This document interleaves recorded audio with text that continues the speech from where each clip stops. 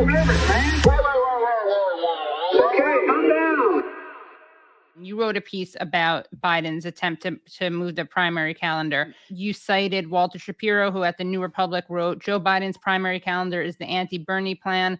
By front-loading the 2024 presidential contest in southern states, the president's proposal would cement the Democrats as the center-left party and make it harder for future insurgents. So can you just synthesize how this move will be kneecapping progressives?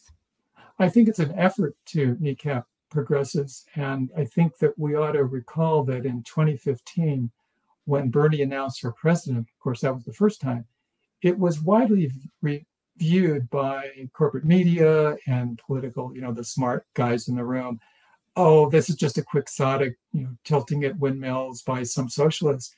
And I think the fear is really there. And so these are countermeasures to make the climb more uphill.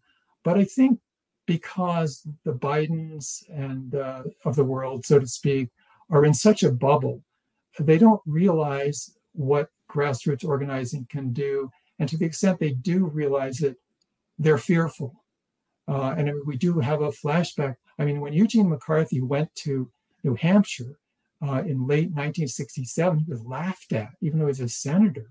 And, he's out there in the snow and so forth. He got more than 40% of the primary vote against Lyndon Johnson and caused Johnson to announce he wouldn't run for president again.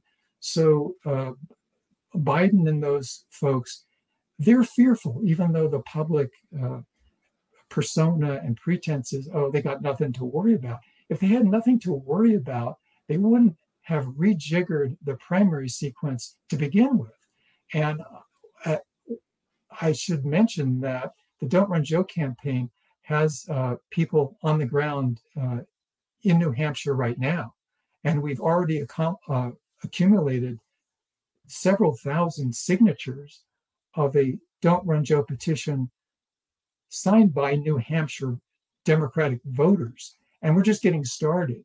So frankly, I think that Biden would have good reason to be fearful that he would have a very embarrassing showing in New Hampshire if it was the first primary state. And the way it's shaking out, because people in New Hampshire, including at the top of the Democratic Party, as reflected by their public statements, they're furious. They feel sandbagged by Biden, and they are determined, and they cite the state constitution to back it up. It's going to be the first. It's going to be the first primary. It's going to be before South Carolina. The countermeasure from the Biden DNC is to say, oh, in that case, we're not going to give you any delegates. Well, that's fine, because the significance of New Hampshire has never been delegates, it's been the momentum and the symbolism.